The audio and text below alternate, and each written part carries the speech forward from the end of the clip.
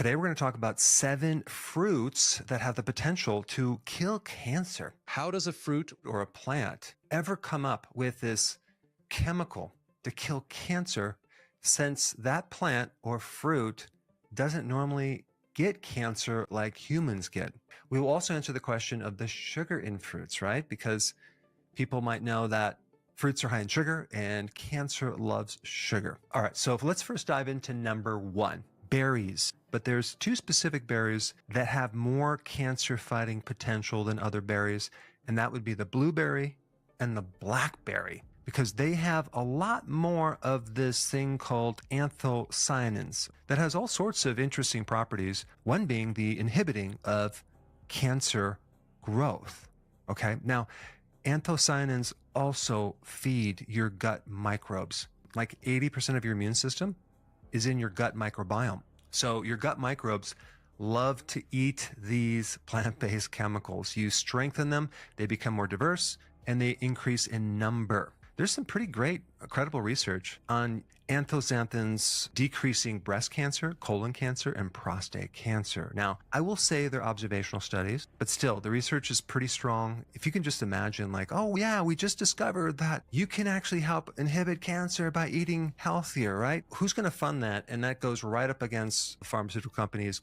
It's not going to happen. There's just so many other things that go way beyond just cancer. We're talking about anti-inflammatory, antimicrobial. All right, so let's go to number 2, citrus fruits, right? This is lemon, limes, grapefruit. Not only are they loaded with vitamin C, which helps your immune system, but they're loaded with flavonoids, one being the detoxification of cancer-causing agents. So in other words, it strengthens the liver's ability to turn these carcinogens into harmless particles. So if you regularly consume citrus fruits, whether it's also like lemon in the water, things like that, you may decrease your risk for certain types of cancer, especially of the digestive system. Next one is pomegranates. Pomegranates are rich in a certain nutrient called ellagic acid. It also has anti-cancer properties. These compounds work overtime to protect your DNA from damage. You have to realize that a cancer cell came from a normal cell. Cancer really is a normal cell that has damage that then has to survive, and so it starts to morph into some other type of metabolism. There's a lot of other phytonutrients in pomegranates that do a lot of different things as well. Decrease inflammation, decrease oxidative stress. All right, the next one is grapes. Now, what are grapes known for? Well, the phytonutrient called resveratrol. Resveratrol is known to help decrease aging, and one of the reasons why someone can extend their age is they're not dying from certain things. So resveratrol is a very thoroughly researched phytonutrient that has all sorts of properties, one being a superhero anti-cancer effect that can bulletproof your cells from experiencing excessive amounts of stress that can then cause the triggering of the cancer.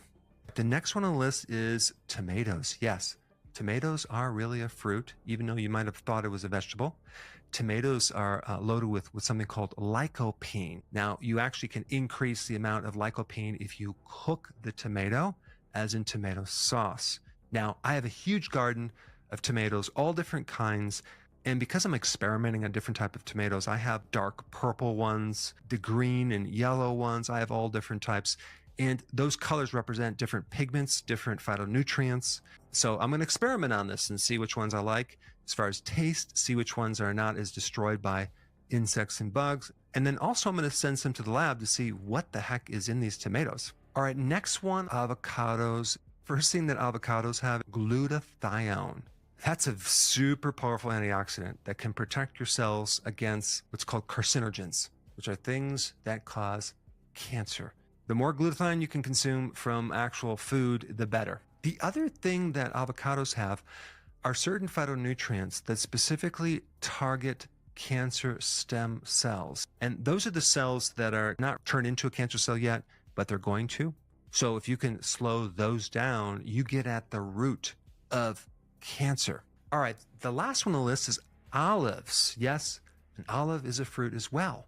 Olives have something called oleuropein and another one called hydroxytyrosol. Both protect you against the growth of cancer cells. Olives are like a natural shield. They protect the body from the inside out. Another cool thing about olives is that these phytonutrients increase something called apoptosis. When the cell is sick, it naturally commits suicide to protect the whole body. So the phytonutrient in olives can help cause the cancer cell to commit suicide. So that's a really good thing.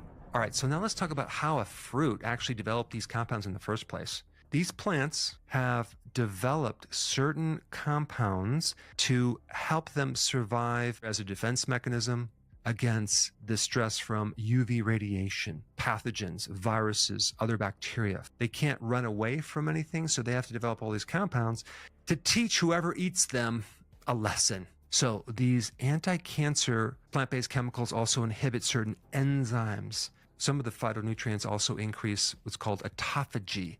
What happens is it causes your body to start eating damaged cells and then turn those into new proteins. And also some of the plant-based chemicals that kill insects create a very mild short-term stress in our body that then causes our body to compensate and become stronger. Think about this. If a child never gets sick, they won't have an immune system. And having the body learn from that and become stronger. It's not good to eliminate all stress. These plant-based chemicals are not necessarily just killing or dissolving this cancer. They're getting rid of the things that turn into cancer, the inflammation. They're supporting the gut microbe around the cancer. And so even if there's more sugar in the fruit, the different phytonutrients with the fiber itself all buffer a lot of that sugar. So it's not like eating a candy bar at all. So I really think that food should be our medicine. Unfortunately, the medical industry does not look at food as medicine. And it's just bizarre to me to think that you can get healthy by taking a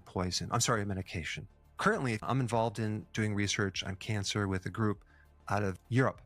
And we published several amazing studies on cancer using these natural compounds in plants because they have virtually no side effects, as chemo does have massive side effects. That's the problem with trying to address cancer, to kill it off. You need to use something in the body that does not have the toxic effects. So check it out down below, and I will see you in the next video.